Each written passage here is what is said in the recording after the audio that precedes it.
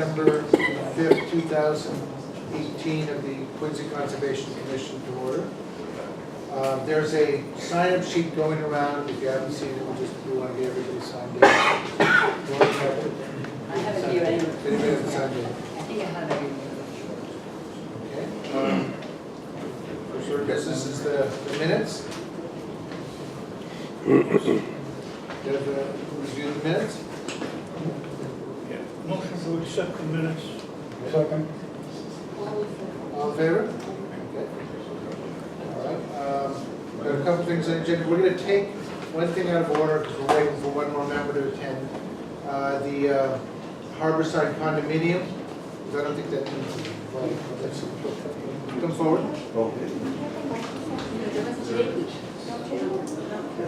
Yeah, we're missing some things here, but go ahead. I'll just try to speak up. Okay, thank you. Good evening, I'm Matthew Wadsky here as counsel for the Harborside. We're here in response to the communication from the commission asking us to come in and address concerns about the timing of mowing of the phragmites in the area of the condominium. It's an activity that was permitted under an order of conditions issued in 2011. There are timing provisions in the conditions of the where selective cutting is permitted up to 3 times a season, earlier in the summer, spring, midsummer, and late summer, and then mowing of it's called the meadow, the more upland areas of the frag is permitted after August 15th.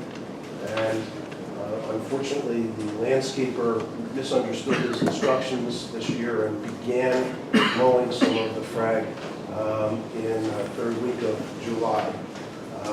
Have with me here representatives of the Dartmouth group, who are the property manager. We have Tom Shepard and Andy Hughes. Tom was actually called by the foreman of the landscape crew, who let him know what was going on, and before Tom ever heard from the commissioner or anything, he was there on site and shut them down, told them to stop. They had to wait until after the August 15th for the mowing. So it's an activity that's permitted. The problem was the timing of it, and I think our goal is to make sure that there's better communication with the landscapers in the future and provide them with written instructions about what they can and cannot do. And I think it also would be good for Tom and Andrew to put in as a procedure to give the commission a written notice in advance so that you folks are aware of what's being planned and when it's going to happen, so there are no surprises. Address the issue. Can you address the issue? All right. Thank you, folks. Appreciate Thank it. you. Thank you for being here. Thank you. So we're going to take 184 for you. Did you know what's fine, we're waiting for Yes, we're waiting for one more member to have a quorum on the Long Island issue, because she was here for the first meeting. She's on her way, so we'll take something, we'll take the 184 Green Hill. Babcock Street has been continued to October 3rd. If anyone's here on the Babcock and C Street, the city of Quincy's. So we're going to take 184 Billings Road. It's continued case, notice of intent. What's your last name? What was the reason it was continued? It was continued for. Neighborhood, wasn't it? No, actually, I think it was in order for us to get a DEP number, which we Yeah. did have. Okay. We just were able to get it this afternoon. So this is on notice of intent. The applicant is seeking to demolish a single-family home in a residential B district and construct a two-family home. He's modifying his plan somewhat. He does not intend to disturb the grade of the land. We had our wetland specialist, Stephen Ivers, go out to the site, examine the site, and confirm with the city that there is no isolated land subject to flowage on the site. So it's really just land subject to coastal storm. The building is going to be constructed above the 11-foot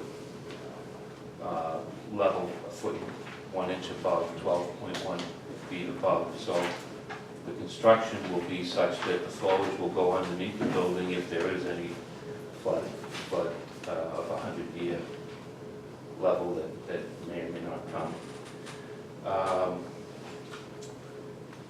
What else can I tell you? The impervious surface will increase slightly with the construction of the new building. However, there are also going to be some dry wells placed in the site to offset that. And in fact, it's more than likely even improve the any type of flooding within the site for any type of slight storm. If it's a hurricane or a 100-year flood, obviously there's going to be more concern than just the fact that there's a two-family new structure there. The structure that exists has a cellar, has a basement. So this is That'll be filled in. improvement. This is actually an improvement. Yeah, we did get Steve Ivis is the owner of Steve Ivis? Wetland specialist. Oh, wetland special, okay. We did get an email from Steve Ivis on this saying that it is land subject to coastal storm flowage, but he did, in his email, say that it does not contain isolated land subject to flooding. So he's confirmed that. There's some water in a pool on the site, but there is not large enough to contain an ILSF volume. So it's clear of that. Great, and his comments will be put into the record, but.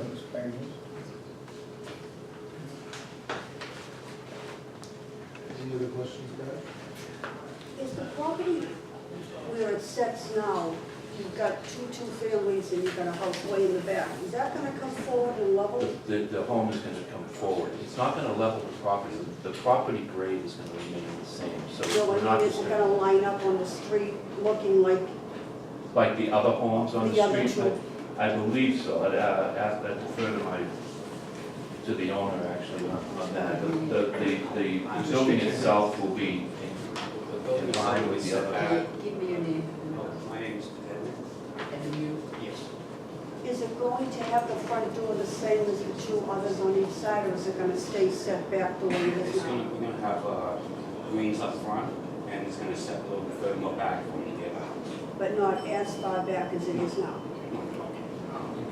Now, we have the July 25th memo from our civil engineer asking certain questions. That's what was addressed in this. Oh, okay. Well, what the one is, the operation and maintenance plan of the drainage system should be submitted for review and recording to the Norfolk County Registry of Deeds. The plan should include the final responsibilities of maintenance work and who will be vested. So we would make, is that acceptable That's conditions? acceptable, yes. Within other conditions. So that those issues have been addressed. We've got the wetlands report or review that it's not land subject to flooding. Any other questions? Yeah, the application says, from a demo of a single family, construct a two-family dwelling. The plan that I have said proposed three-story dwelling. I think it means three Storage, stories, not three. 3 stories, not 3. not three Family. dwellings. Three-family, I'm No. saying. Yeah, You're going three three stories. stories. Yes, Not three dwellings. which is allowed by the zoning. I thought the same thing. Okay. Any other questions for the applicant? Okay. This is a notice of intent, right? So do we have a motion? No, Yeah, the different audience. Oh, I'm sorry, we didn't finish the hearing last time. So then, well, let me ask, is there anyone here who wants to speak in favor, or ask questions, or speak opposed? Please come up. Identify yourself. Thank you. My name is Charlie O'Brien. I live across from 184 to 177 Village Road. My wife and I have lived there for 35 years. Our only concern, I haven't seen the recent drainage schemes. Our only concern is that that's a low point on Village Road. And that area is subject to slow drainage during hurricanes, thunderstorms, northeasters. And I have received some information that they're installing more drainage in the area now. The question we had is, where is the drainage going to go if the sidewalk gets changed and the driveways get installed? Because the neighbors, there's a lot of impact to the neighbors in the area. And I'm worried being across the street, I have the water at my door, and I'm worried that now it's going to be against the foundation. But again, if the drainage structures that are being installed in the remainder of the property now, I'm comfortable that I've heard that, but I'd just like to have the assurances from the board that, you know, that. Here is the detail, the drainage plan. That's correct. So they are doing improvements to it with the drainage. It's a change from what was originally 5. What was originally five? Well, what was just that? The dry wells, locations of the dry wells. Front and back. One in the front, one in the back. One in the back. They spoke to Jan, Jan said, put one in the back where the parking is, and one in the front, so we'll cover both. And these are drives. So that could be part of the order of conditions if necessary as well. Those would be the locations of the dry wells, one in the front and one in the rear. Like I said, again, all the concern is, I know the work, but I know the site takes a lot of water, and it's gotta be removed and replaced. It's just a matter of where the water goes, and, you know, if the conditions up there change, the stuff that flows now down there. If it's coastal storm. No, it's all slow drain, it's the city's issue. Oh, okay. Yeah, I think I see a city, they do it. I Stephen, next door, 190 building road. What's your last name? Lamb, L-A-M. Yeah, about 184, because they buy a house, and then people two second floor, yeah, in my next neighbor. But he said that they got fill up the foundation. So I don't want to fill up the water, fill up the back up my house and back up the street. So even trying to get the water, you see. So the city, they still doing nothing about that. Every time it's flood in the corner. Every time, there's a capacity. Well, they won't have a, Yeah, Yeah. initially, we proposed to change the grade of the property because of the concerns of the neighborhood. The applicant decided to keep the grades as is until essentially allow them to flow to go. to go over his land, and then have the driveways. Okay, then that's So there will be no change in the grading. And there'll be an improvement because you're adding The the dry driveways. wells, No, it's gonna either be the same or better, and it sounds like it's Oh. gonna be better. And again, this is information that we Yeah. got tonight, And so you could review we that. just wanted to make sure that, This is new to us too. Yeah, that's Right. enough fill up the place. Yeah, sure. we just wanted it understood that there is an issue there with the water in the street. And we wanted to make sure that that was addressed, and apparently. Address it as best they can. Right, yeah. Just long as it's not more. Every day raining, a lot of water coming, No, it has to be the same or better. It should be better. Okay. And the engineers has a letter in here, they've addressed all his concerns, including the maintenance plan. Okay, thank you. Okay, thank you. Any other questions or comments? So, we turned in everything in the first hearing. Yeah. So we Oh, can no. have. We didn't get to. Oh, we didn't get to it. Oh, let's continue third time. Yeah. So, no other comments? Yes. Yeah, I saw the message. Order conditions with the condition as stated in the engineer's number 8 and the driveways. Okay. Is there a second? Second. Okay. All in favor? Ready tomorrow. Thank you. Yeah. So before this will go into Harborside condominiums down there.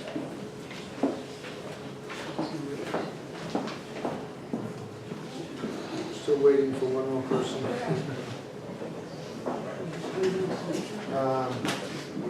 We can continue, well, we have enough of quorum on new matters, so we can do 100 Quarry Hills Drive. Notice of intent filed by Boston Gas Company, National Grid. The applicant proposes to implement an invasive species removal and control program within an existing utility right-of-way. The resource area is bordering vegetated wetlands. My consultant's not here because I don't have the green cards, but I can Okay. discuss the initial part of the project if you want to. Sure. Yeah.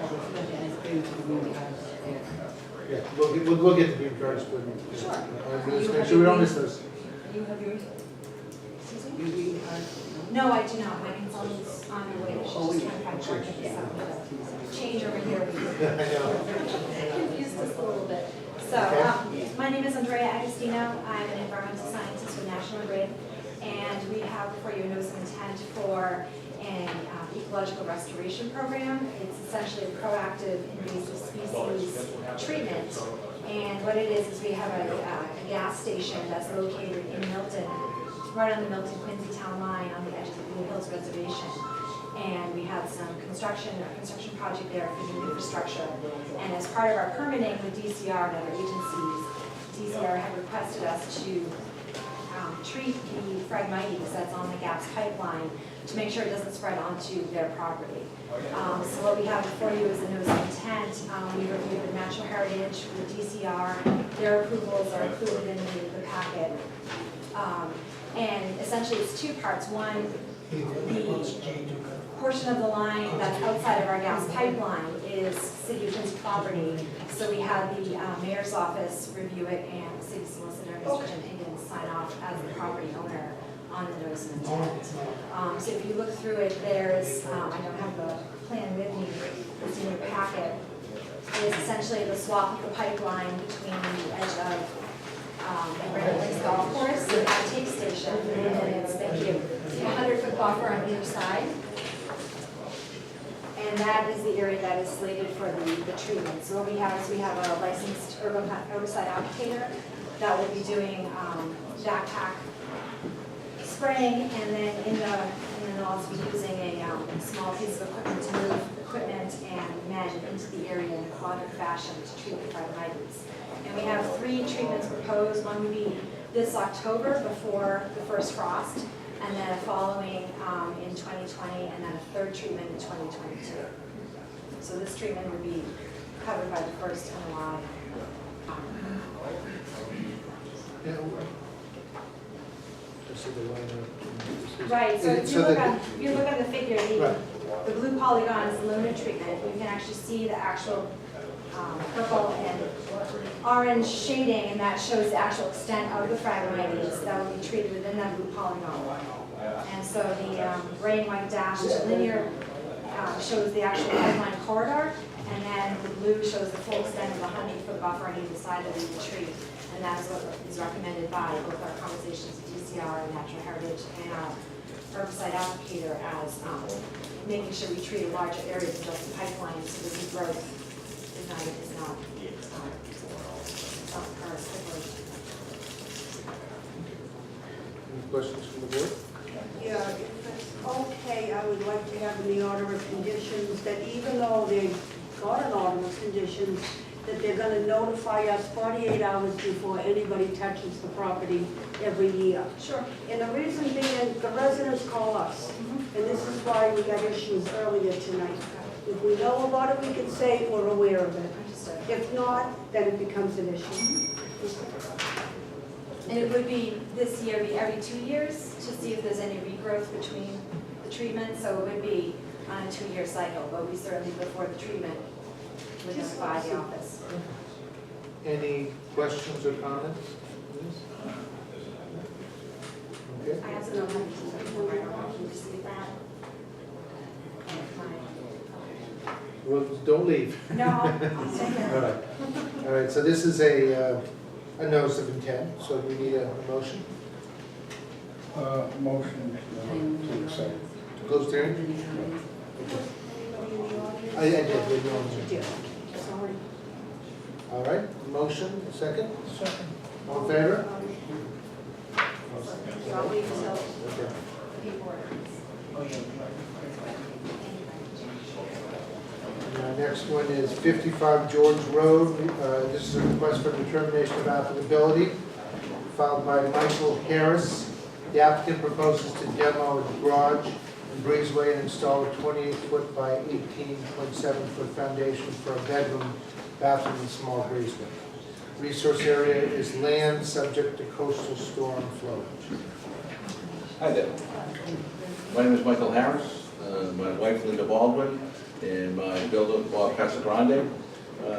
We had proposed a addition a few years back, and our approval ran out on March 11, 2017. Okay. We have requested an extension of that proposal. Our addition is a little different than it was then. It's actually smaller, but it's on the exact same plot plan. You know, nothing is bigger than what we're doing as far as the ground. We had a 2-story addition then, now we have a 1-story addition. We are in a wetlands area, so on February 24th, 2015, we got an approval from the zoning board of Quincy on that proposal, and we're requesting that we just get that extended. Yeah, the second plan is the older 215 and had a larger footprint, and now you've got a smaller footprint. Correct. And the resource area is just, land subject to coastal storm flowage. What is the foundation for the extension? Concrete? Is it any flow through in there? No, it's going to be a crawl space, Crawl space. so it's not a full foundation. So it's not a full foundation. Is it a floodplain? No. It's just land subject to coastal storm flowage. So that happens every now and then. I have a full set of plans if you're interested. Okay. I'm just wondering, I'm just confused why we're not doing a flow through. What is that? A flow through foundation basement, crawl space, the water just keeps flowing through. What we have on the foundation plan.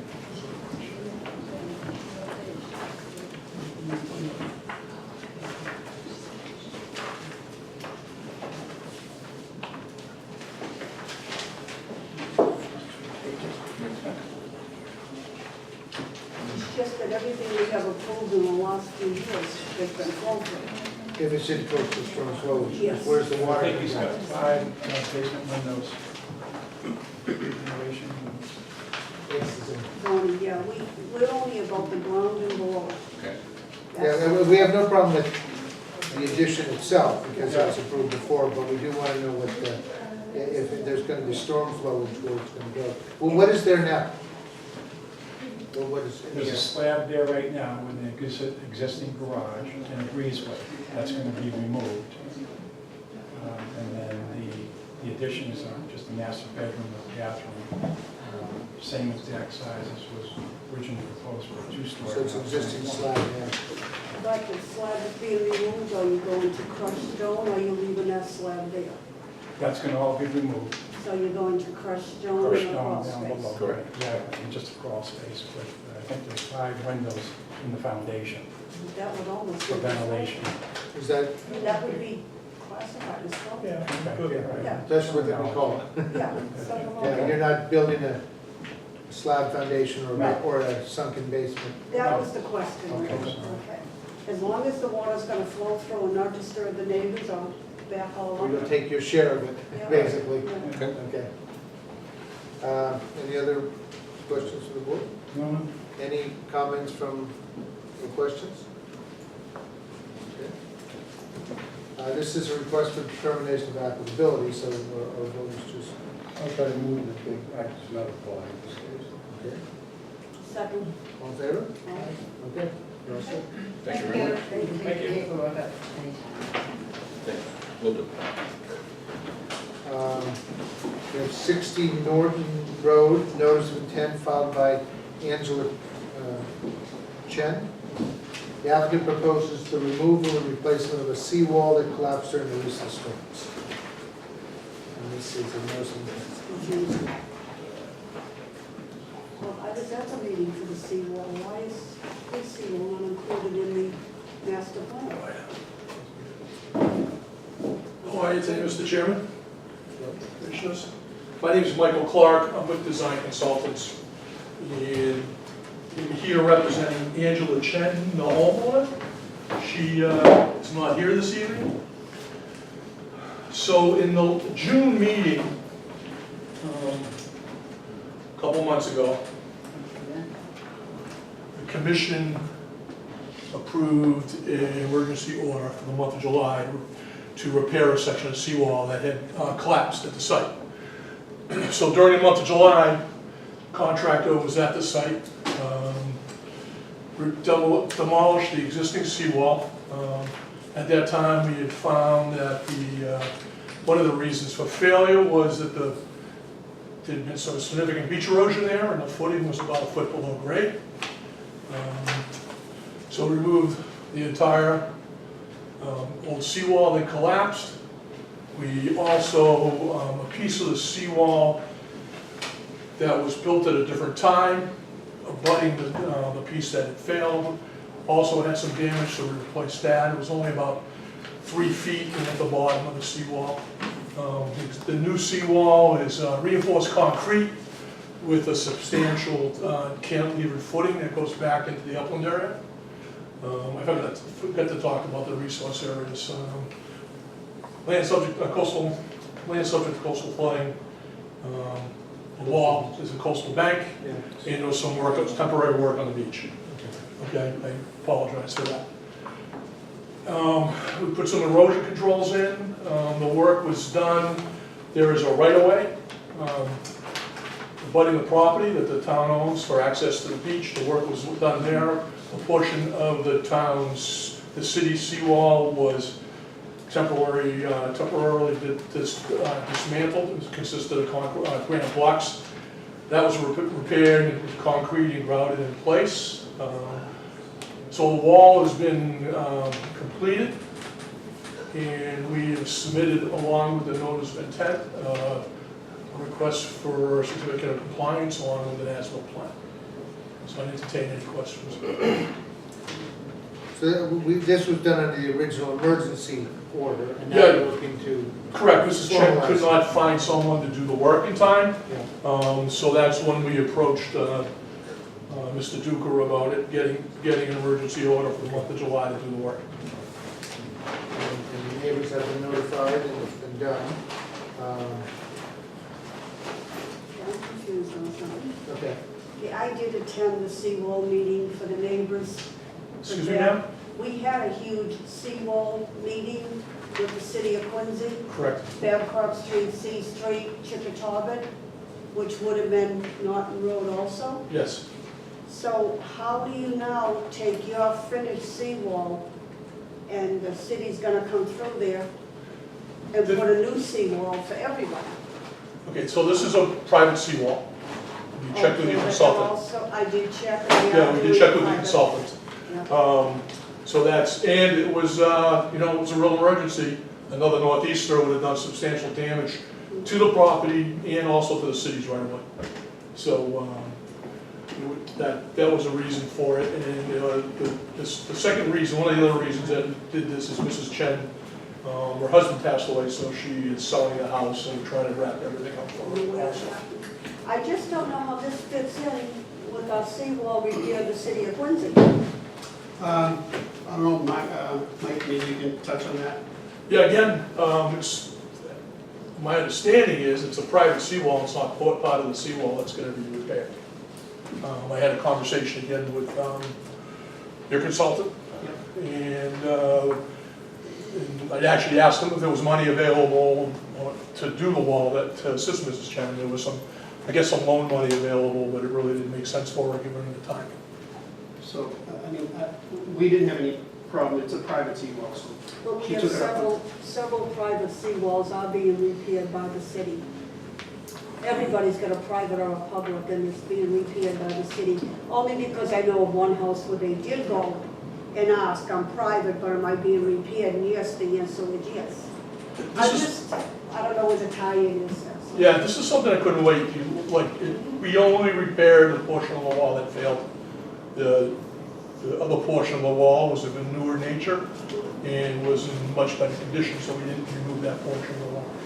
What I'm assuming that's going to happen, and I'm assuming, is this is gonna be tied in with the repair coming down the road, which is fine. But you'll at least do the emergency part now, Yeah. and if the city does more, the city does more. Or changes it, or makes it something different. But it's been done under an emergency order, and Yeah. does anyone inspect it? We didn't have an inspector. Joe, did you inspect it? No, I didn't inspect it either. But Second? we can inspect it.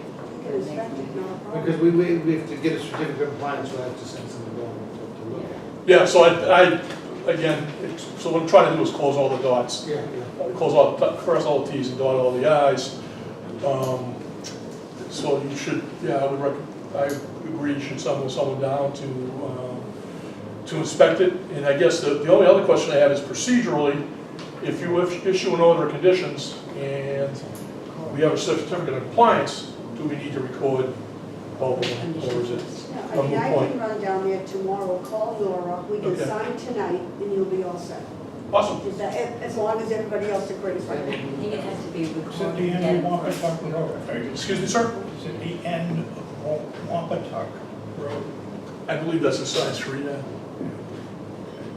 It's a relatively large new home, Yeah. beautiful. So, yeah, I mean,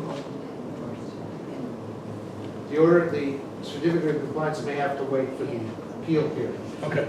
So we could issue the notice. True. and I- get that. Yeah. And if no one's objecting, presumably that will pass, but we can't issue the Yeah. certificate of compliance. And So be like October. So we'll do an inspection and get into your period of time, and you're ready. Fantastic. let's just say, any neighbors, anybody have any questions about this or comments? No? So we'll start to the project. Okay, do we have a motion for the notice of intent? Notice of intent. Yes, it's a notice of intent to confirm the work that's done, subject to the inspection. Subject to the inspection. Okay? Second? All in favor? Aye. Alright. And then you will start the process, so you can look at it for this, you'll look at it for the certificate of compliance, and that can be issued at the next meeting. Great. Thank you very much, I appreciate it. Is it ready right now for Yeah. inspection? It's done? Yes, it's all done. Is it done? Yeah, it's completed, that's why we submitted it. It was done at the end of, we had the 30 days in July, and it was done during July. Okay. All right, now we're to, the only matter left is,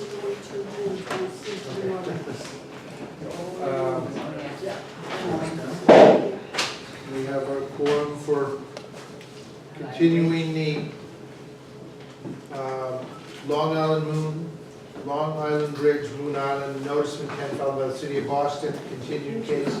Applicants proposing to replace the superstructure of the Long Island Bridge between Moon Island and Long Island. The portion of the project in Quincy involves placing new bridge spans over existing piers and improving the bridge storm water system. Coastal resources of coastal beaches, coastal banks, land subject to coastal storm flowage. This is a continuation of our July, because we didn't have a quorum in August, and we have our original quorum of full members, so we can continue it. I'm just looking at my package to make sure we have everything. I've got the original notice of intent, the Quincy consultants' questions that were raised in June, the Boston response that was filed July 13th. Then City of Boston submitted changes to the plan on July 31st. Quincy then had response to the Boston's response on August 21st. Then Boston issued a letter of response to Quincy on August 28th. Quincy now has issued, the most recent one is their concrete report, as I call it, September 3rd, and Boston submitted on September 5th response to that. See if I have it. Is that our universe? That does seem like our universe. Sam Rowley's going to have One point of clarification. I'm Sam Moffett from TRC. I'm not sure what you're referring to with a change of plans. I'm not sure what that is. July 31st. Long Island notice of project change, notice of project change. Oh, that's the That's the MEPA That's the file. MEPA Just file. a point of Oh, clarification. yeah, I use it. Thank you. The MEPA filing where you just, one more mic, okay, thank you. No problem.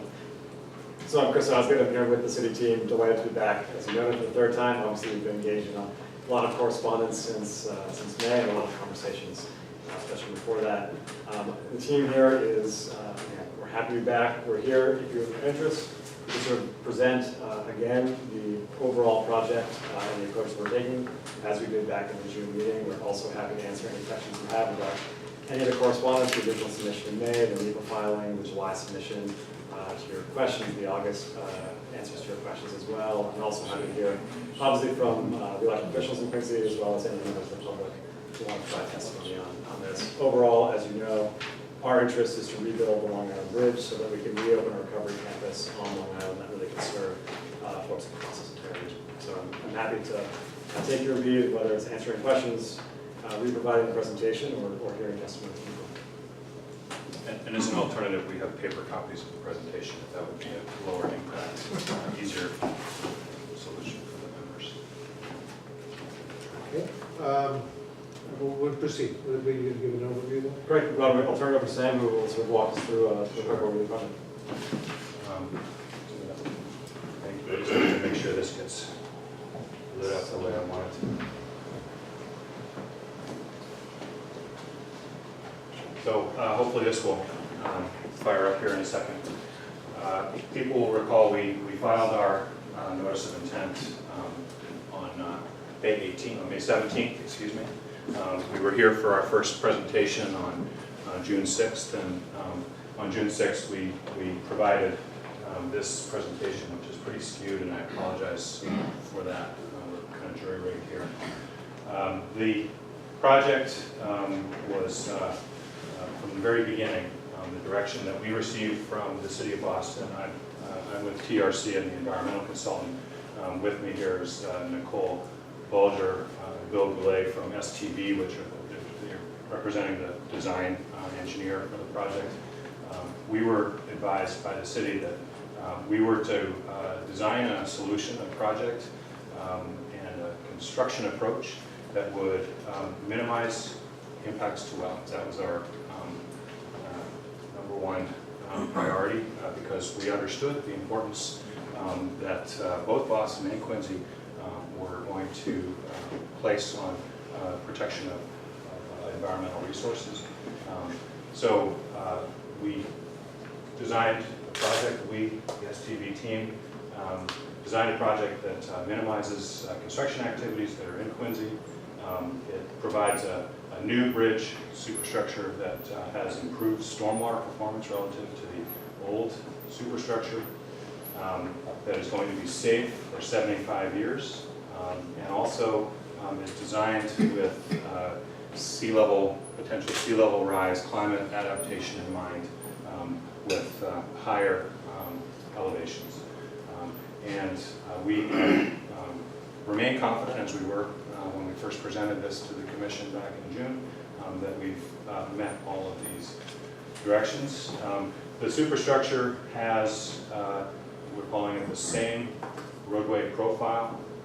We're using the same piers, and I know that's a subject that has generated an awful lot of interest, and we're looking forward to answering questions that people have. But by using the same piers, we are able to avoid work that is in the water that's going to alter the floor of Boston Harbor. The higher clearance, as I said, to provide climate adaptation and resiliency, stormwater management, and we also have met Coast Guard requirements with respect to the navigation channel, which is on the Boston end of the structure. The old bridge, people will recall, was had a truss, was built about 50 years ago, and as people can see, it had run through its design life and needed to be replaced. The new proposed superstructure, there's an image down here below, is characterized once again by across the navigation span, and also by new delta frame supports on top of each of the piers. And this is going to provide a sleeker profile, and once again the sea level rise is illustrated on this figure, and this shows that the tops of the piers and the road surface itself are elevated relative to the old structure. With respect to alterations of wetland resource areas or buffers in Quincy on Moon Island. We, as I said, went to great lengths to find a solution that would allow us to minimize temporary or permanent alterations. And they're illustrated on this, which is also in the NOI that was submitted, but down here in the fine print, I regret that it's still fine print even though we're projecting this on the screen here, but the punchline is that what we have proposed is no alteration of land under the ocean. That's a zero. And we continue to stand by that assessment and feel very comfortable in making that assessment. We have 80 square feet of temporary alteration of coastal beach and land containing shellfish. And that is associated with our proposal to put two, excuse me, they're here, you can barely see them, 4 pipe piles driven into the coastal beach area to support a temporary trestle, which will facilitate construction of the last span of the bridge. Again, we've minimized their pipe piles that will go in and then be removed at the end of the work. We also have characterized this temporary alteration here within the coastal bank. I think there was some confusion over the course of the summer about what exactly we were talking about in that area. The old structure had a pier, what was called Pier 1 at this location. And the foundation of Pier 1 has, the superstructure of it has been removed as part of the demolition of the old structure. But the concrete foundation is still present in the field. And what we're proposing is to utilize that hard surface to place temporary structures on to, once again, facilitate the construction of the final span. So there's no permanent alteration of coastal bank in that area. It's using existing concrete foundation, bringing in the structure with rubber-tired vehicles. To be conservative, we included that in our NOI, but we're comfortable in saying that it's a very minor temporary alteration that we're talking about in that location. And again, improved stormwater performance because we're providing the stormwater system on the bridge to treat stormwater that falls on the bridge structure in accordance with the Massachusetts stormwater policy. And this figure here is the non-intertidal area. This is from the municipal boundary between Quincy and Boston out in the harbor back towards Moon Island. And as you can see, there's no impact in this area that we are proposing. Once again, we described in the NOI, we've also described in the notice of project change that we submitted to the state, to the NEPA office of the state, that the city is proposing to do repair work to the piers, but the repair work to the piers is going to be in the dry. It's not going to include cofferdams. It's not going to include activities that are going to alter the floor of the harbor. And through the specifications that will be the basis for the city procuring a contractor to do this work, there will be a requirement that the contractor is not allowed to work in the water and do any activities that impact the floor of the harbor. And he's going to be required, he or she is going to be required to use best management practices, structural best management practices to prevent any debris from being released into the harbor during the repair of the piers.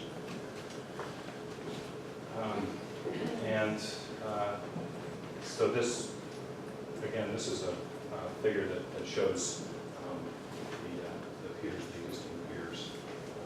And this shows the repair work that would be proposed. And I'll let one of my colleagues speak to the engineering details of that. Thank you, Sam. I'm Nicole Balger. I'm with STV Incorporated, the designer of record for the project. This is, again, something that we presented back in June, so no change. It simply shows you, again, our typical pier elevation. You'll see here that we have our proposed limit of demolition, we're taking the top of the pier cap off. We're installing post-tensioning to strengthen the concrete core of the pier. We're repointing and repairing the granite facing of the piers, and we're building a new concrete cap.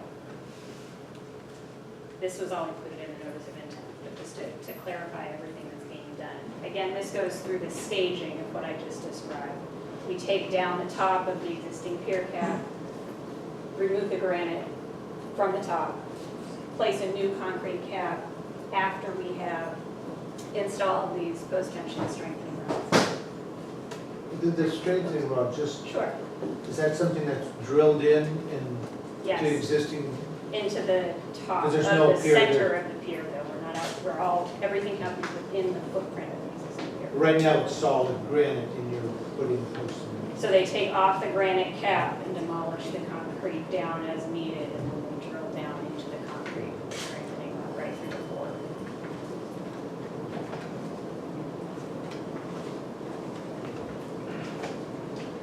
And we have included in the NOI a designated area where the contractor, we would propose for the contractor to be allowed to, during high tide, tie alongside barges to bring equipment over to Moon Islands. And the concept at this point is that there will be a crane, a large piece of equipment will be required at this location to facilitate the movement of girders, steel elements of the bridge span into place.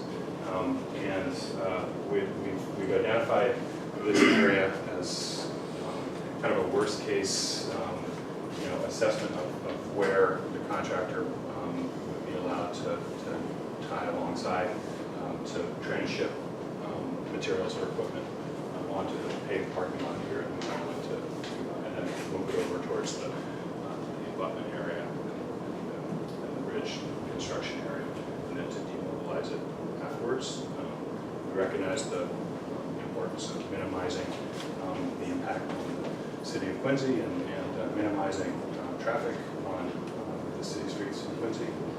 We've prepared and presented an approach here that we feel pretty comfortable minimizes that particular potential impact. And the final point I'll make on this, because I know this is something else that's been raised as a question at various times over the course of the summer, is through the specifications, the city of Boston is going to stipulate that the contractor selected to do the work is not allowed to bottom out his barges at that location. And I'll say contractors, because the barges that they own are valuable pieces of equipment, they're not really inclined to allow their barges to bottom out in any event because they're concerned about the risk of damage. So that's the presentation that we provided last spring. Again,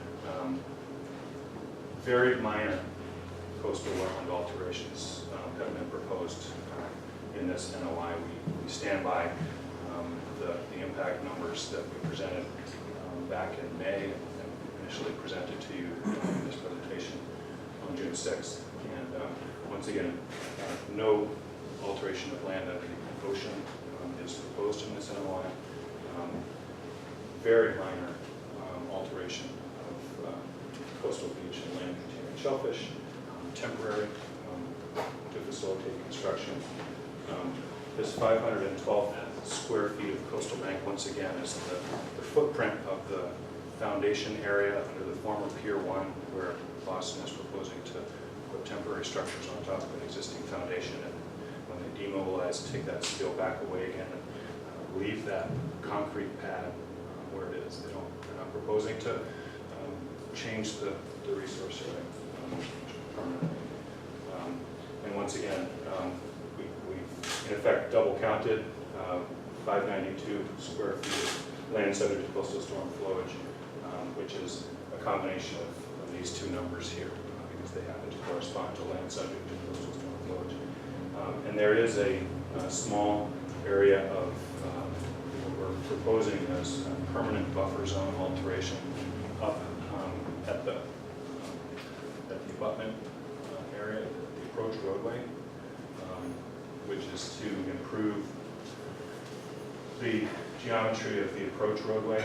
And it's outside of the resource area, it's in this buffer zone area, and you can't even really quite see it, but it's a little sliver right there because they need to provide safe geometry for 2 lanes to access the roadway. The pavement needs to be just a touch wider on the side. But once again, it's buffer zone alteration. And that was intentional. We did everything we could to avoid resource area alterations. So I think that's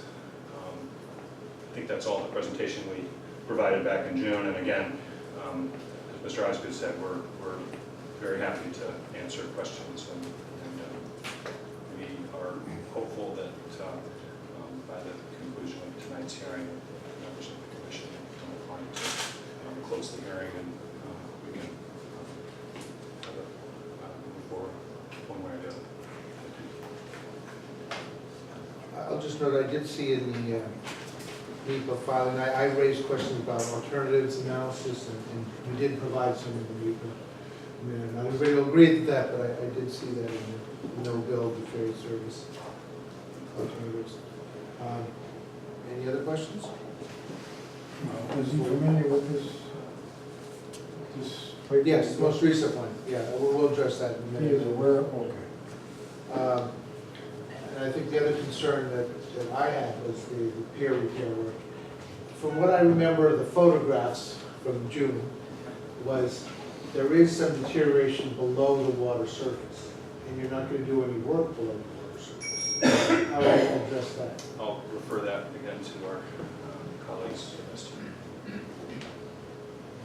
There will be repair work performed below the water level, but it will be, there are structures that can be attached to the pier from the top. It's a containment structure. And so most of that work will be performed at low tide. So it's below what we would call the high water line, but it may be still some work that they can perform in the dry, either by pumping out something that's attached to the pier itself, not touching the seafloor, or just with the regular tidal fluctuations. There's a large tidal fluctuation out there, as I'm sure you know.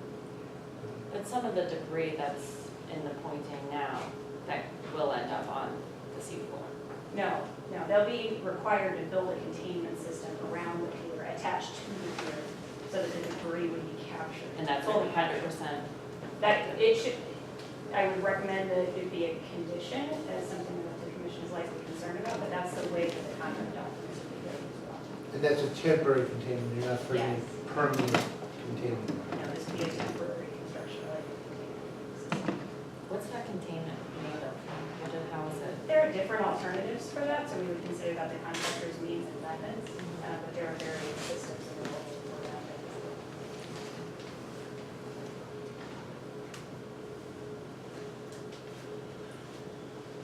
I know there's a couple of points that the city wants to address where their consultant. Do we have more questions now, or do we want to?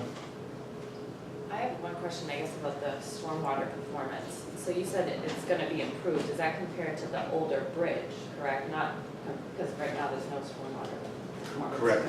The old structure was equipped with very minimal stormwater management facilities, and essentially drained to the harbor. You have to maintain safety on the deck. You have to get the stormwater off. And the old structure, it just went to the harbor. Now, what we're proposing is to, with catch basins and pipes, convey stormwater to a pre-treatment, and then, again, Ms. Bulger is the designer, so she's the better person to speak to that. So we use typical bridge scupper system that collects the water from the back to the abutments where it goes through, is routed through a storm scepter unit, and then discharges back into the tidal influence area. So And do you have a percentage of how much stormwater is caught through that system, or? it should be all of it. All of it. It's sized differently. The idea being that even from a public safety perspective, as Sam mentioned, we need to keep the water off the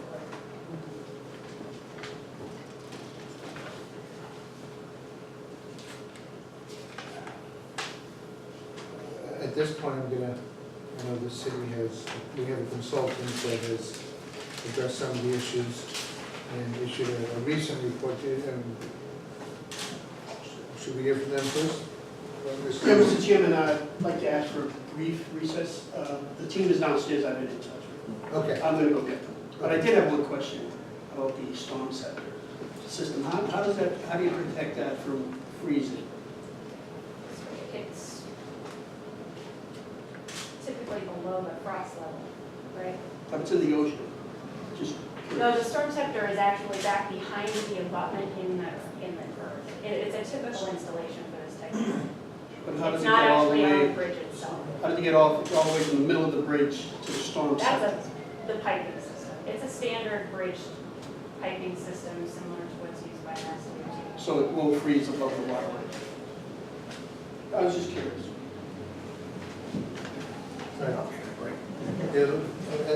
just asked for a couple of bricks. Is the team here? I'm Yeah. sorry. I didn't see them here. Thank you. Okay.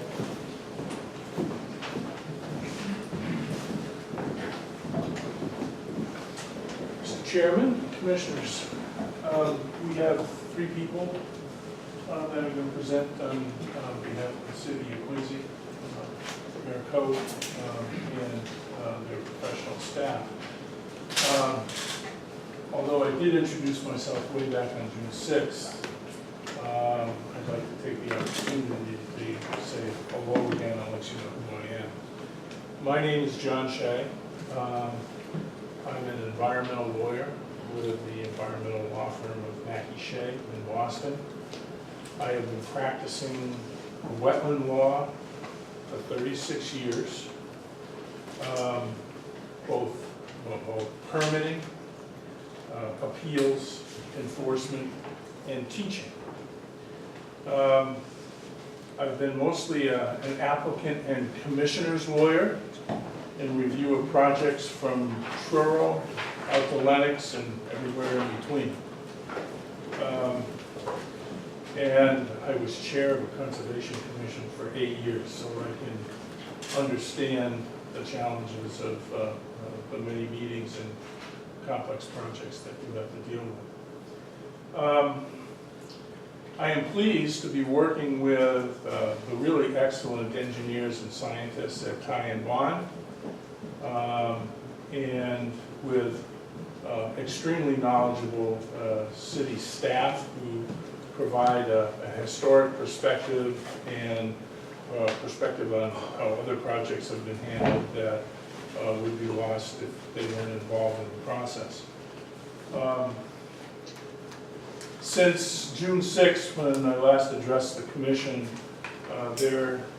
and when Ty and Bond and the commission demanded that the Boston Public Works Department submit additional information to you, the city has submitted a package on July 13th, which Ty and Bond critiqued in its August 21st memo.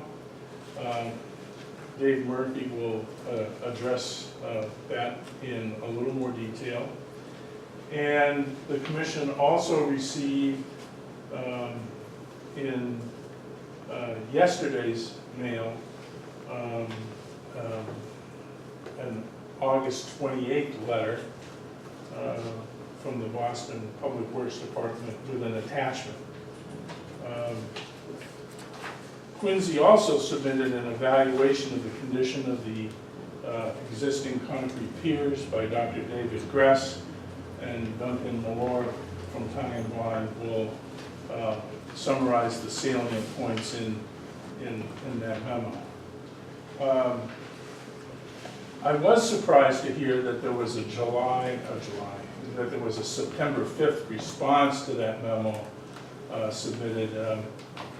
The city's team wasn't provided a copy of that, so we're not in a position to comment on that. But I feel, before I turn it over to Dave and Duncan, I feel compelled to respond to the city's repetitive mantra in its July 13th letter, that the Quincy Conservation Commission has no jurisdiction to demand information, which, by the way, Boston provided most of under protest. And its further audacious claim that the Quincy Conservation Commission should not exercise its authority under its ordinance to require, and I quote from their letter, quote, information and plans as are deemed necessary by the commission to describe the proposed activities and their effects on the environment. Boston doesn't believe you have the authority to demand that sort of information. That's outrageous.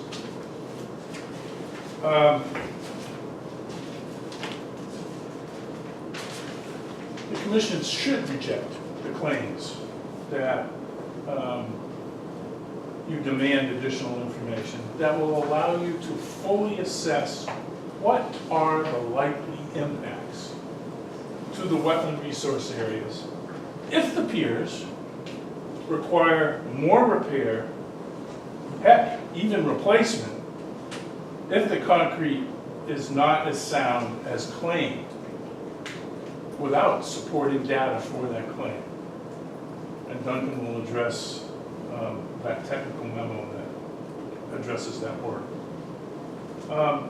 And you're also entitled to determine what mitigation measures are appropriate and necessary to protect wetland resource areas and wetland interests from the greater repair or replacement of the piers. The impact numbers, the low impact numbers that they're showing you, those are illusory. They're deliberately low, and they don't acknowledge the fact that there's a lot of work to do on those piers to support the structure that they want to put on. In the memo, they criticize your administration of your own wetland ordinance. There's nothing inappropriate with you administering your ordinance more strictly than the Wetlands Protection Act. They don't want you to, because you have more authority. You can be more strict. In fact, that was the purpose of home rule wetlands laws. Cities and towns were tired of DEP overturning their decisions and second-guessing the judgments that were made under the Wetlands Protection Act. So 231 cities and towns in Massachusetts either have bylaws or ordinances. You have them. You're entitled to exercise that special authority that you have under the ordinance, irrespective of the claim of the city of Boston. Your purview of this project is not limited to the Wetlands Protection Act as they claim. I thought what was most amazing in the August 28th memo was the admission that the plans before you are going to be superseded as, quote, advanced design and construction plans are prepared. How can you approve a project without seeing the final plans for the project? Trust us, it'll be fine. You should not trust that statement. You should see the final plans now, not later. The best management practices are exactly what this commission needs to review. You cannot legally defer the appropriateness of best management practices to the city of Boston's contractor. That's your job, not the contractor being paid for by Boston. You need to know, what are these BMPs? What's going to be proposed? Are they going to work? How are they going to work? Should we approve them? Should we require something more? That's your job. not a contractor's job. I think the audacity of Boston is taken to a new low when in the package of information they submitted to you, they submitted the Boston Conservation Commission's approval order of conditions. I want to remind you back on June 6th that the Boston Public Works Department was playing on home turf before the Boston Conservation Commission with a local umpire. In fact, there was a pre-negotiated order of conditions even before the hearing was opened. And it was agreed to even before the tie and bond memo that was submitted to the Conservation Commission, the ink had a chance to dry. There was one brave commissioner, Alice Richmond, one of the finest trial lawyers that I've met in my career. And she said, I cannot, in good conscience, vote to approve this project when I haven't even had time to review the tie and bond memo. But of course, right now, they submitted that order to you, and I gotta tell you, that order's a nullity. It's been appealed to DEP. It means nothing. Shouldn't mean anything to you. You're not bound to follow what the home team did for the home team. So I ask you, after you hear the presentation of tie and bond, to reject this trust us approach to permitting. If there's a problem, we'll come back before you. You guys ever tried to fix something after it's gone to hell in a handbasket? It ain't easy. People come in kicking and screaming with all sorts of excuses. That shouldn't fall on you. You shouldn't trust them. And you shouldn't trust an unknown general contractor who's going to come up with methods and means and best management practices. Those are for you to decide whether you like them or not. I ask you to demand the show me approach before you even consider granting and approving this project. However, if the Boston Public Works Department says, this is it, we're not giving you any more information, they refuse to show any more cards, and they want you to close the hearing, do it. And vote to deny the project for failure to provide requested information and for other substantive reasons. So with that, Dave? If I may, let me just make a correction here. I realized I printed off today a letter from the city, but it was an earlier letter. I don't think you have responded to this with the September 3rd. Have you? No, there was no September 5th response. No, I printed it off September 5th, so that was. Okay, so there wasn't. It was not yet a response. Thank you. Thank you very much. My name is David Murphy. Again, I'm a consultant for the city of Quincy, tie and bond, I'm the principal. We have submitted two memos to the commission, one dated June 6th and one dated August 21st. They were very extensive memos. Tonight it doesn't make any sense to go through those in detail. You have those in front of you, they stand on their own. It's important, I just want to touch on two issues, just to highlight some of the issues. Attorney Shea has just mentioned one of them. The BMPs, throughout the document and through the August 28th submittal that you received, the city received yesterday, I believe, it states in there that the contractor will be responsible as they get closer to the final design. They'll pass it on to the contractor to submit means and methods for the BMPs. Well, it's really important that the details of construction means and methods that the contractors, they have to adhere to in order to ensure proper protection of the functions and values of the wetlands. It's not enough to say that you're going to have them prepared by the contractors, and that it's not enough to say that other regulatory agencies allow that to go on. This is the Quincy Conservation Commission. You're fully within your rights to ask for the details of those BMPs. How are the limpets going to be attached to the side of the pier structures? How are you going to correct the lead caulking? How are you going to catch materials that might fall into the water? That's a perfectly legitimate question for you to be asking. It's the responsibility of the commission indeed to, to handle and see those and approve those BMPs. The Quincy Conservation Commission should not defer to the contractor what will be the way to protect the resource areas. That's one. And again, the memo has a whole bunch of issues, but I'm going to just touch on one other. The sea level rise. In the submittal that we had on the 28th, again, that was received yesterday, it says that they've designed, or they're considering a 3-foot level sea level rise. The Quincy Conservation Commission itself, on their webpage, has a document, and then I'll just read a quick paragraph. The City of Boston currently relies on the 2013 report of the Massachusetts Office of the Coastal Zone Management Sea Level Rise, understanding and applying trends, blah, blah. The Commission recommends that applicants prepare for at least the CCM intermediate high scenario for most projects, and the highest scenario for critical facilities and infrastructure. We have to believe that this is critical infrastructure to get over to Long Island. The sea level rise that the Boston Conservation Commission recommends that they design for is 6 feet. They designed for 3 feet. So the bearings of the base of the bridge will be submerged in water, which is not an acceptable design practice.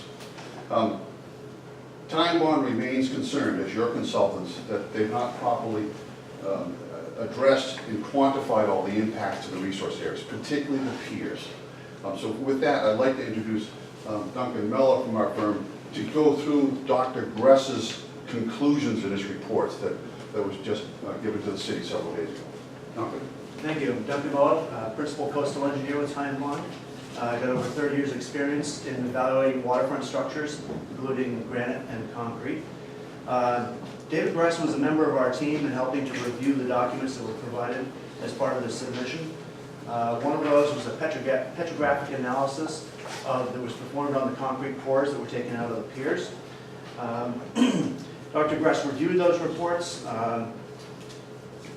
There's an Appendix E that was provided that petrographic analysis. He went through that and came up with different conclusions from what they found in that report. One thing, he emphasized the point that the concrete is lacking air entrainment, which are small little bubbles that are entrained into modern concrete that gives the water in the concrete somewhere to go to when it freezes. By not having that, you run the risk of having more freeze-thaw damage. In other words, every time the concrete goes through freeze-thaw cycles, you'll get swelling and cracking of the concrete. They also looked in that study at the chloride concentration, chloride ions in the concrete, and found that they were significantly higher than the levels where it would induce corrosion in any steel that's embedded in that concrete. So the rebar that's embedded in that concrete, any post-tensioning they put in, that would all be subject to corrosion due to the chlorides that have already ingressed into that concrete. He also reviewed the photographs that were included in that Appendix E and said that they clearly indicate visually ASR and freeze-thaw damage that's occurred in that concrete. Looking at the photographs of the cores, he emphasized the fact that the cores appear to be more fractured, closer to the granite, and it's more to the outside of the concrete. A lot of the testing was done on the portion of the concrete cores that was taken further on the interior of the pier. It's anticipated that this will be a progressive type of deterioration that would occur to the concrete. That deterioration is going to start from the outside where it's exposed to the water and the freeze-thaw most heavily and progress inward and accelerate over time. Dr. Gress's opinion was that the cost-effective life expectancy of these piers has already expired. They're approximately 70 years old. The city of Boston is looking to get another 75 years out of them. So, on the order of 150-year life they're expecting to get out of this concrete. It's got both the alkali-silica reaction, which is essentially like a cancer of concrete. It's typically caused by the reactive aggregates, the stones that are used in the concrete. That's clearly showing up in the photographs that were in the Appendix E report, with what they call the reaction rings around the aggregate. What happens with that is when the ASR, the reaction that goes on there with that aggregate, is exposed to moisture, it starts to expand the concrete, and so you get cracking of the concrete. The more cracking you get, the more water intrusion you get, and it progresses its way into the concrete of the bridge pier. This is a significant concern, and his basis for his opinion that the concrete has already reached the end of its life expectancy. He did note that the ASR and the freeze-thaw damage is expected to actually accelerate over time. Again, with that cracking and the ability of the water to get inside the concrete of the pier, that reaction to the cracking of the concrete, the expansion of the concrete, is expected to accelerate over time. So you can't just make a linear projection because it's already survived 70 years, it will last another 75. At the end of that report, Dr. Gress does make some recommendations for additional testing that he thinks that are important to look at, those peer reuse, to see what kind of quality that concrete is, and whether or not his opinions on this review of the Appendix E report are founded. He recommends more coring of the concrete that would be more extensive around the pier, in greater depth into the pier, and then also non-destructive testing to look at delaminations and cracks that are occurring inside the concrete. So those would be tests that he recommends be done on the piers to make sure that they can be reused for new structure.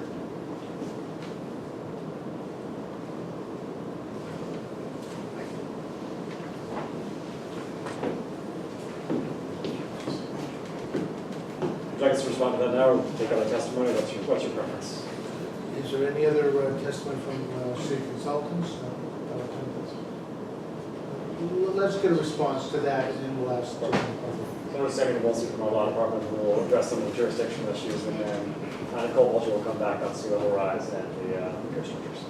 Thank you, Chief. My name is Sammy Nicolsi. I'm with the City of Boston Law Department, and I just want to address a couple of points that were brought up by John Shea. I won't repeat anything that we have in the documents. First I want to clarify the response that the city made. That was just not a correct reading of the response. And if you look at I'll point you to the exact spots, you can read it for yourselves, but it's the August 28th letter.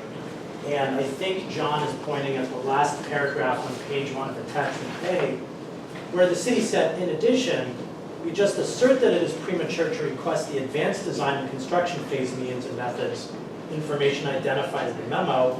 And then we actually say that the Quincy Wetlands Protection Ordinance itself only requires information and plans as are deemed necessary by the commission. So we're not telling you you do not have the ability to request information and plans. We're telling you that the local wetlands ordinance requires us, upon request of the commission, to provide you the plans as we propose the work. The city is not trying to hide the ball or keep anything away from the commission. The fact of the matter is we don't have final plans yet. Why? It's not so we're asking the Quincy Conservation Commission and the Boston Conservation Commission to rely on our contractor, but we just know, as is the ordinary course in permitting, that as we go to the conservation commissions, as we go through the state permitting procedures, and even here as we go through Coast Guard and Department of Army approvals, there will be additional conditions attached. And until we know what all the requirements are of the different permitting authorities, then we can prepare a spec sheet and say, hey, contractor, not only are these our requirements, but these are also the requirements of the Quincy Conservation Committee and Commission and the City of Quincy, the requirements of the Boston Conservation Commission, the requirements of the MEPA office, the requirements of the Department of Environmental Protection, the requirements of Coastal Zone Management, the requirements of Coast Guard, so on and so forth, all of the agencies that we are proposing and showing this project. And so that's why we don't have final plans for you today, because what you do here today dictates our final plans. And we are happy to provide those to you when we have them. In fact, one suggestion I would make is that, and this is what we did with Boston, we're happy to do it here, is that the City of Quincy, as a condition in the order of conditions, that before the city begins work, that we provide the commission with all final plans and designs. And if the commission sees that there's been a change in an alteration to an impact area, or our impact areas have increased from what is originally proposed, then yes, we need to appear before the Quincy Conservation Commission on basically what is an amended order of conditions. And we recognize that, and we're prepared to add that to the order of conditions if need be. The other thing I'll say is that pointing to the impacts that we identified here, it's not up, but you have it in your presentations, it's actually correct. I agree with John, those are deliberately low. The reason they're deliberately low is because we deliberately designed a project to minimize environmental impacts. Those are accurate numbers. It may be the case that if you add the square footage of the work we're doing on the piers above the water and in the dry, technically there's an increase to square footage, but again, The Quincy Conservation Commission, this is when we go back to purview, reviews alterations that we propose to resource areas. That's not just under the Wetlands Protection Act, but the local wetlands ordinance in Quincy says that if we do an alteration, lists the different ways in which one can alter a resource area, and then it points to the Massachusetts General Laws 131, Section 40. And so that's where that point is coming from. And so when it comes to the impacts to resource areas as defined by both the Wetlands Protection Act and the local wetlands ordinance, those are accurate numbers. They are only low because we've decided to create a path forward that minimizes environmental impacts.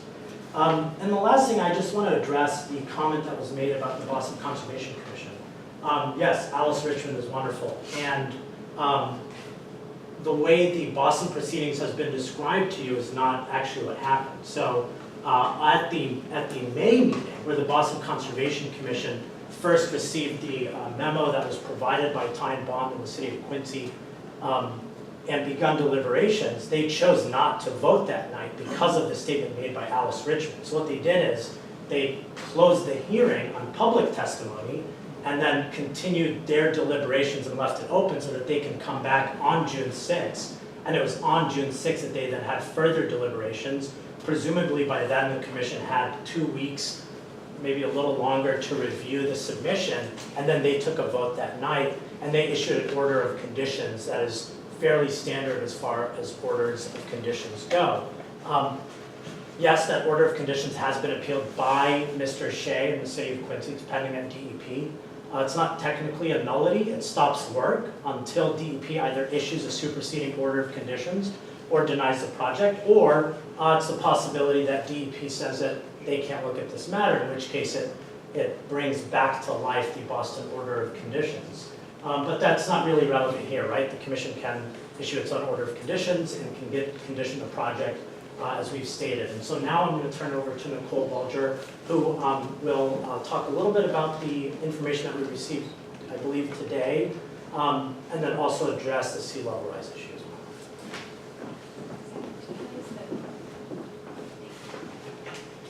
I just wanted to quickly touch on the sea level rise question. I know, right, we've all seen how many numbers there are out there for sea level rise forecasts and with percentages. And this actually was discussed, you might remember the original. It was discussed with the Boston Conservation Commission as well. It's a very important issue to them. So what we show on this figure is a 40-inch sea level rise. If you look at a 72-inch sea level rise, what you see is that this is our roadway elevation. So 40 inches is what's shown here between the existing mean high water and what would be proposed. That's our 40 inches. So if we double that, you see that really our bearings and our bridge deck are still above that elevation. So it's not something that's going to actually be flooding this roadway and blocking access to critical infrastructure.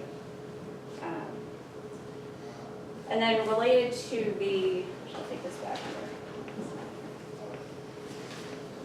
You just heard a lot about the concrete report that we all recently received with an explanation on ASR and fluorides.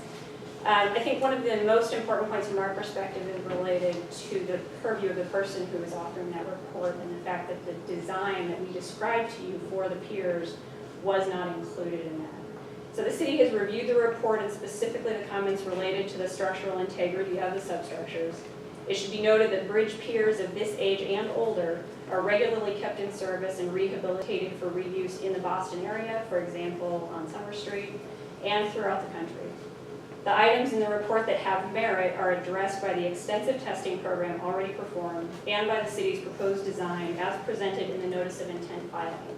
Although apparently not reviewed by the report author, the design as presented includes rebuilding and repairing existing abutments, removing existing exposed concrete on piers, repointing and repairing pier granite facing, installing post-tension strengthening bars within the substructure floors, and placing new reinforced concrete pier caps. The proposed modifications will be in accordance with current codes and standards applicable to bridge design and rehabilitation, and the rehabilitated substructures will serve the community for the proposed 75-year design life. And we actually have, at the end of the presentation, We went over these back in June. Other relevant projects, bridges are rehabilitated, substructures are rehabilitated around the country and in this area.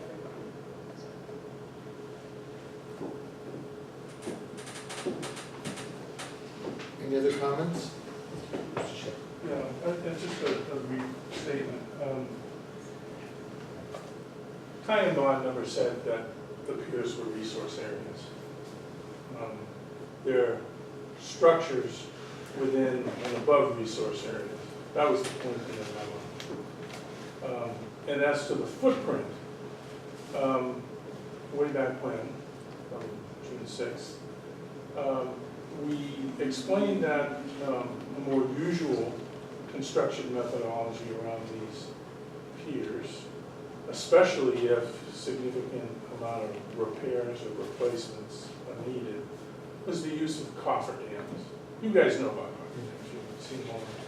Instead, they want to hang bags off the side to catch debris.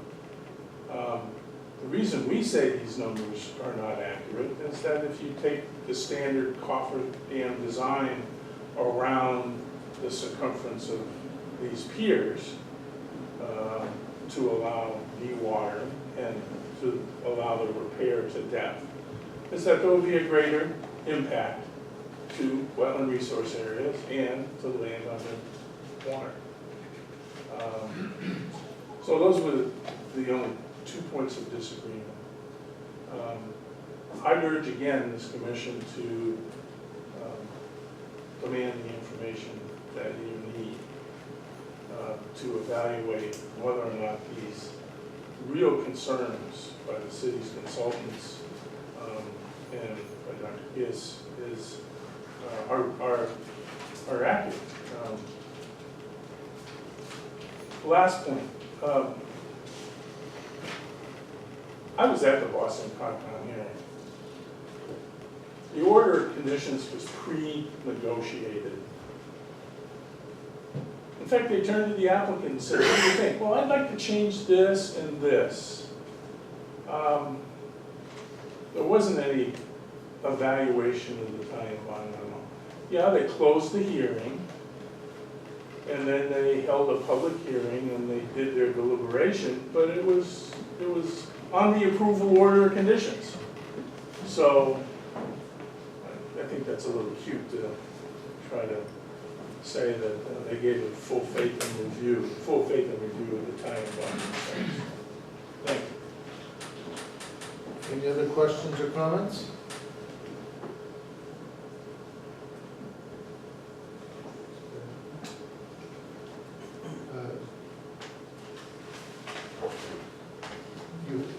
I'm good, Mr. Chairman, thank you. Do you have a recommendation? Excuse me? Do you have a recommendation? No, I'm. Okay. Testimony. Good evening. My name is Bill Harris. I'm the Ward 6 City Councilor, and I represent the people who are going to be directly affected by if this project goes through. I'm really going to make a mistake because I'm going to go off script. I usually prepare myself, but I heard some things tonight that kind of disturbed me. The attorney, I'm sorry I don't know your name, he used the phrase, hide the ball. And then the representative for the city also mentioned that there was going to be a recovery center. So what winds up happening is when someone like myself and other members of government go up against a city like Boston, who's not following the guidelines of what our city does. But I just recently found out that Boston isn't even following their own guidelines when it comes to community meetings and the community that some of the folks represent. They're ignoring what the people are saying. They don't care about the folks here. They want to use a word, recovery center, and if we go against it, we look like bad guys. My God, we need more recovery centers throughout this country, throughout our city, throughout Boston. They could have recovery centers right now going on. They could have a ferry right now, going right out. I went out to dinner at Spectacle Island, it was wonderful. They voted out 150 people, gave them a clam bake, we had a clam bake, and we were home in 2 hours. So, to throw something at a community without telling us what's going to be there, without showing us the plans of what's there, without following what procedures we go through. Now, I'm going to have some work done on my house.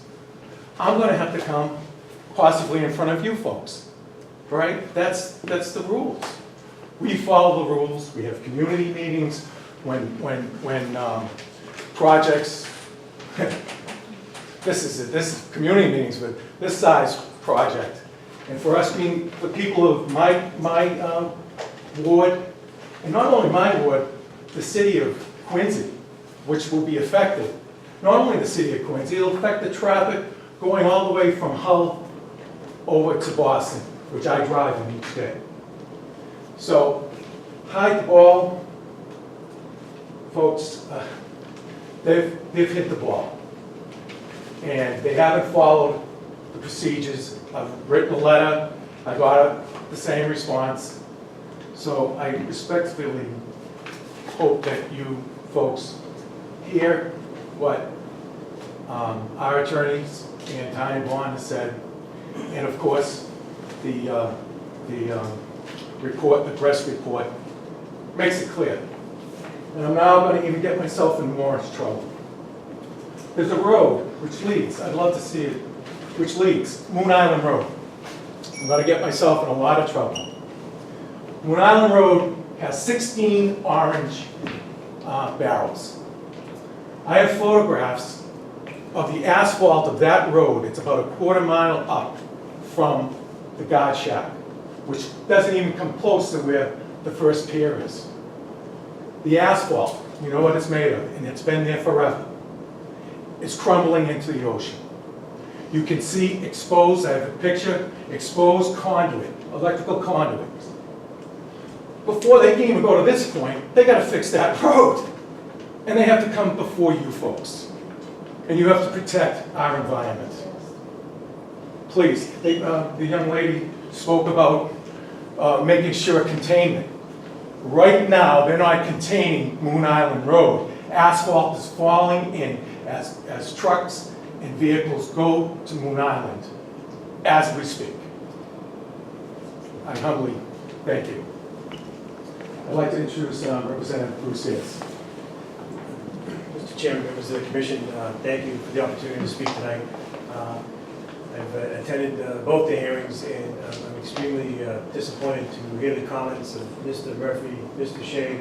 I think the mayor's team did a great job in their due diligence to try to come up with information, and to hear that they think that you should demand information for basic, legitimate questions on this proposal is very disturbing.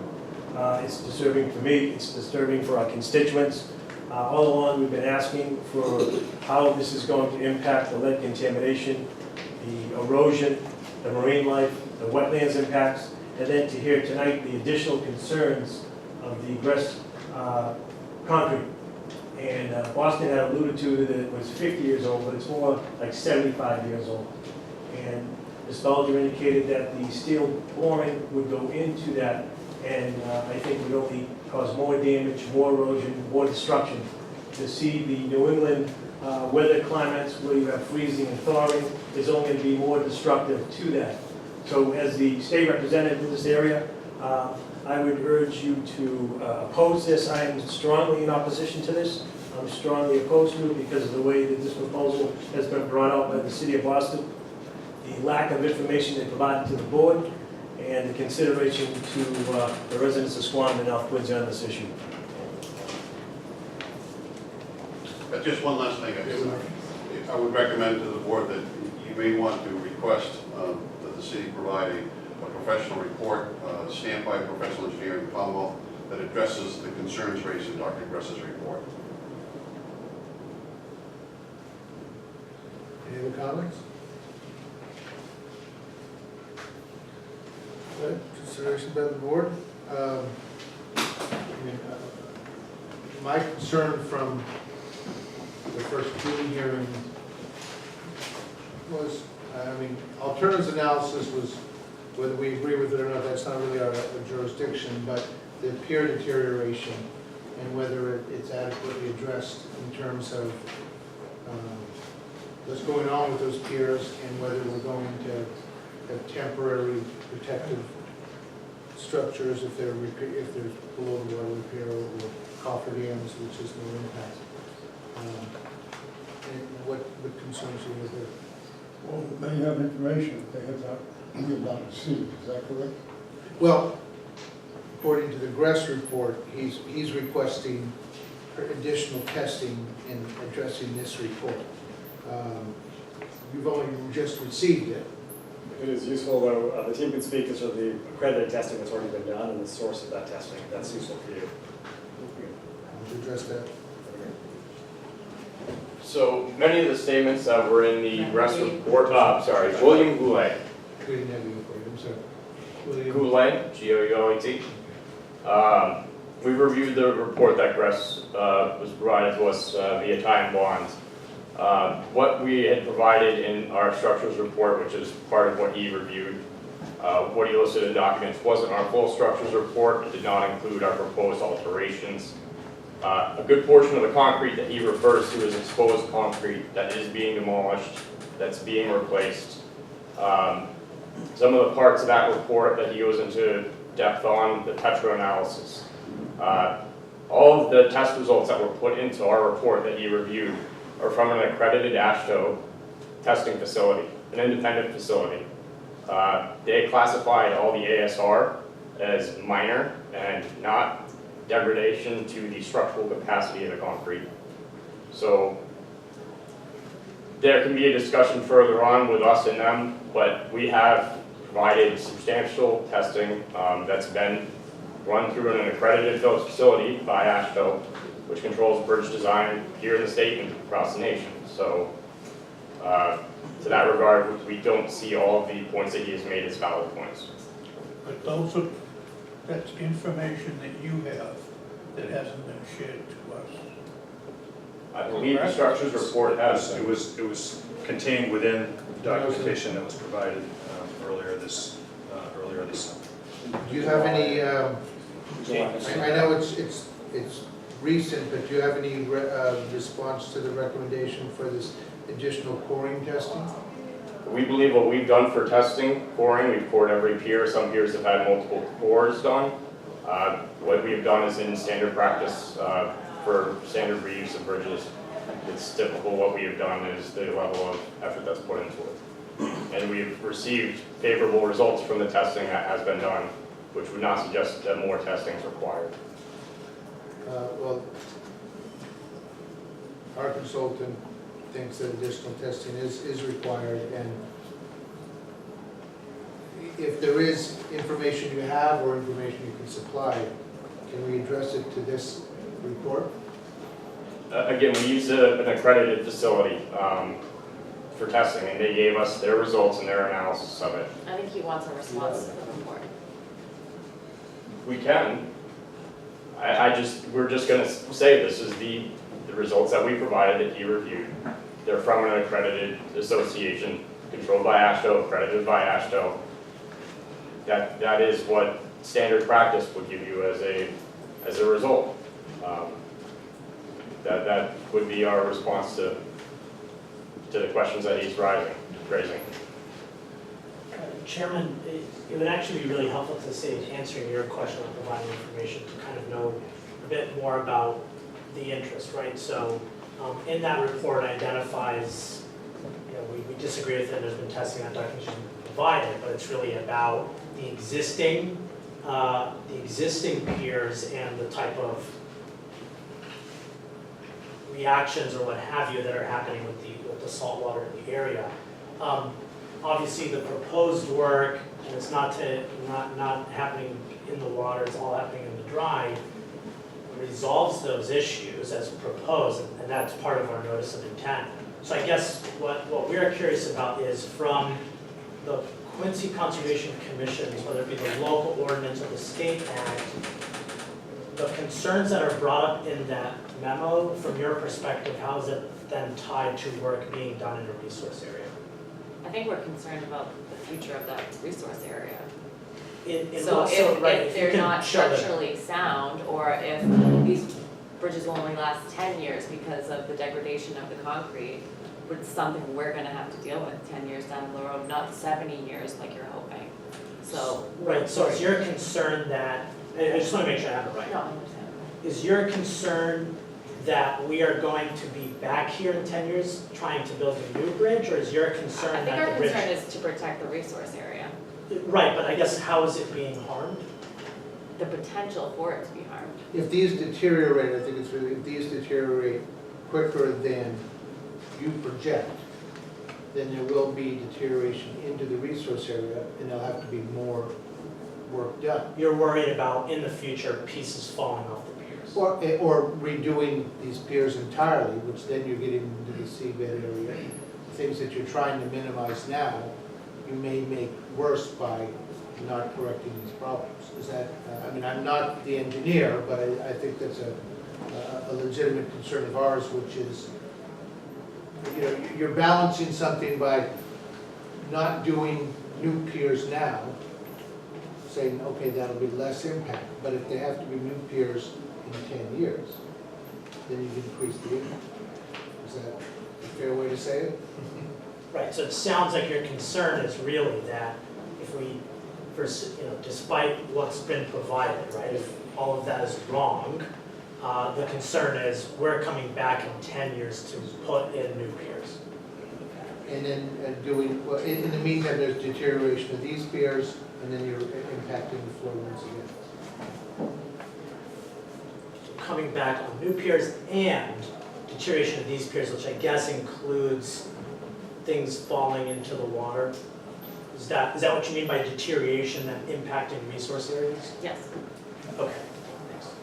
Now, I will defer a little bit to our consultants, because they're the engineers, so let me ask Yeah, just on that question of Yeah. adequate testing, one of the things that Dr. Gress had mentioned was that they had not taken. identify yourselves again for the record, just so.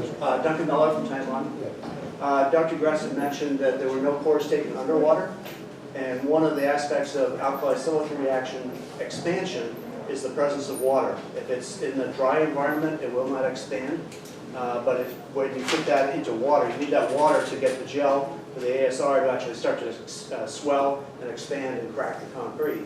So we certainly have found it many times before where there is significant cracking of concrete underwater caused by alkali-silica reaction. The study that they did not take any cores from underwater. Okay, I guess that was something I was wondering about your study. Is that true? Yes, we did not do any underwater cores. One of the actual areas that's the highest accelerated ASR reaction areas is where you have wetting and drying. Wetting and drying causes alkali migration into the concrete. Alkali is what actually is the salt component that drives the ASR reaction. So actually in the splash zone is a lot of times where you have the highest concentrations, the buildups of ASR reaction. Don't you The think gel- you'd be covering your bases by just testing those areas that we didn't test? Again, what we've done so far is standard practice. I guess That standard practice is just that. If we can- Just quickly to clarify, we tested in the title, Yeah. so that's what he was trying to say, is that we didn't test it entirely underwater, we tested in the area that gets this exposure splash. inconsistent. Yes. Right. So it gets the wetting, and usually that's where you'll see the most accelerated portions. It's not constantly wet, so the gel isn't constantly expanded. As he's talking about is where it's underwater, it's always expanded, but you don't get the same rate of reaction underwater as you can in some of these other areas. So I wouldn't say that one area is more conservative than the other to take the core underwater or above or in the splash zone. We think the splash zone is representative of what would be in the piers.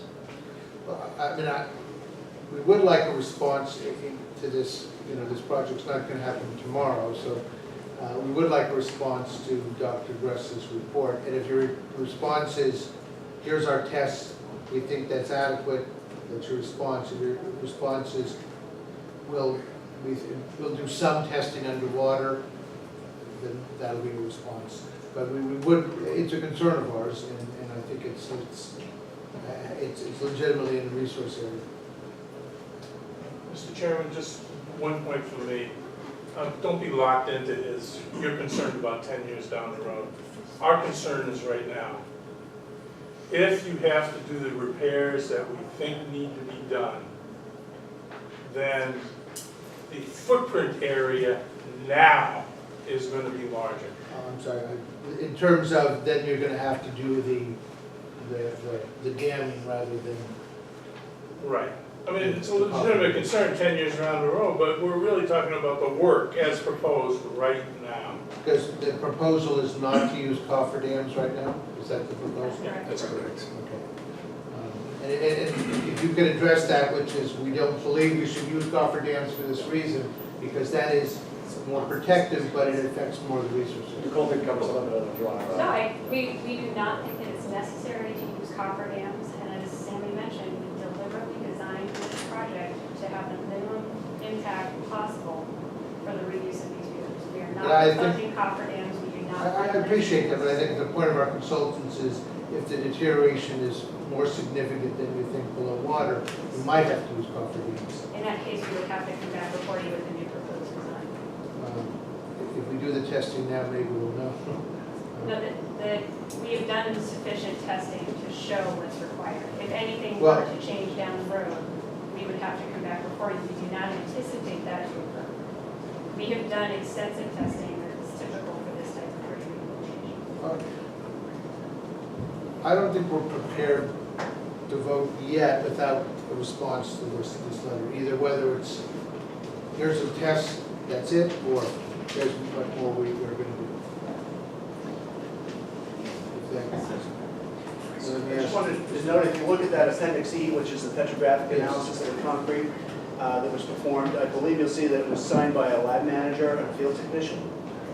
So there was no professional registration or stamp on that. So it appeared that they were making structural determinations about the accuracy of the concrete when they may not have been qualified to be making that determination. So that's why we're just asking. That would be addressed in the response to this report. Correct. Is that, so at this point, are you satisfied to give us a response at our next meeting? No, so our intent is actually not to continue this particular item. That will trigger the 21 days, and so we will give you a response within that 21 day window. Okay. Essentially starting that 21 day shot clock to be able to allow us to be able to get that final response back to you, and then we look forward to your vote between now and the 26th. And if there's other information or other things that you can do, and come back before you between now and the 26th. We're happy to do it. Is that adequate for the board? I'm thinking we ought to continue this to the next meeting, and give everybody a chance to get all the Well, what, information and contradictions and everything else. I mean, if you're going to give us the response, we have to have a vote. Right. Well, what basically what we're saying, Chairman, is that we do not agree to a continuance until next month. What we're saying is under the Act, you have 21 days to make a decision and issue a determination. Tomorrow, so in our preliminary structures report, we have the testing and it's stamped. We'll send that to you tomorrow. That gives you, and the 21-day clock starts tomorrow, so you have the full 21 days to read it, look at it, and get back in this room in compliance with open meeting law, and we expect a determination by the 26th of September. So they're asking you to close the hearing tonight, not to be able to have this reported information be part of the record that would be forming the basis for a decision. Chairman, that's incorrect. We're not asking you to close the hearing tonight. You have 21 days to issue a determination. If we meet in 2 weeks, right, you can continue the hearing for 2 weeks, or actually even 3 weeks from now. It gives you a tight timeline to draft your determination. So maybe in 2.5 weeks, whatever you need. But we're basically saying, we'll come back in 2 weeks, public hearing continues. Mr. Shea and his consultants may submit another response to our response, and we'll have that discussion then, but in any event, we're expecting a determination within 21 days from tonight. Well, then, so essentially you're asking us to have no further meetings, because we only have our meetings once a month. It's asking you to have a meeting, Have it on 21 Friday. days is almost the next meeting anyway. but that's the law. But the law says 21 days from the close of the public hearing for you to issue a decision. Not receive something else and the 21 days starts tonight. It starts from when you close the hearing. And we're not prepared to close the hearing yet. I think there's more information from you. Well, I just then want to note that the city objects to a continuance of the hearing. Okay. So we have a vote? If you're gonna- No, I have a vote to continue there. If you're gonna have some information on concrete out of this report, or responses out of this report to us, I'd also like to see some responses to the photographs that shows the granite exterior pulling apart. And specifically photo 37, which shows the concrete cracked, literally falling apart. Those photographs are actually taken from our report. Excuse me? Yeah. Those photographs are taken from our report. We're aware of that, and that has led to the rehabilitation design. This was the basis, the information that he reviewed forms the basis for our structural design to rehabilitate the structures.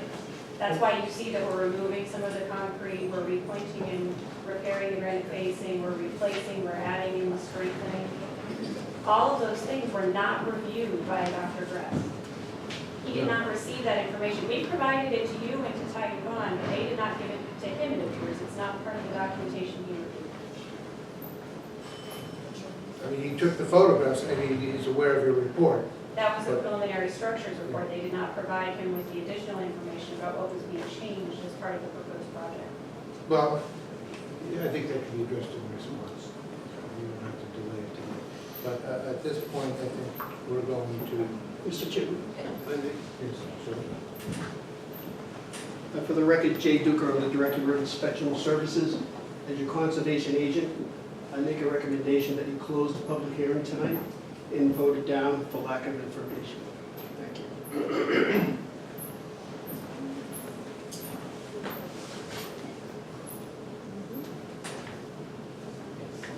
What is the board's, they're demanding a vote within 21 days, and objecting to our continuance. But again, reiterate our willingness to provide answers to your specific question after this. And you're objecting to a continuance? That's correct. Okay. So I think we have to take a vote. You have to close the hearing first. Okay, I know, we'll take a vote to close the hearing. The basic thing is to close the hearing and issue negative order conditions. For For not lack having, of, for lack lack of of information detail. and substantive concerns about the structures. Okay. All right. There a second? I That was make your a motion, that was your I make a motion. Second. Second. All in favor? Aye. Okay, that covers the process. Thank you. Thank you.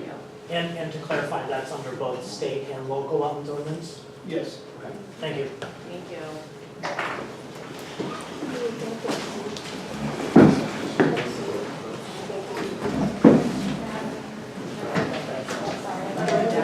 What's going on, Bruce? How you been? Not bad. How you doing? Looks like you're gonna win again, tonight. What's that? Looks like you're gonna win again. I hope so. Well, Capuano, right? You know, so. Well, you know what? You know, you do Randolph. The neighborhood has changed. You know, I mean, I'm down in Taunton. I'm coming back now full time in the 10 years.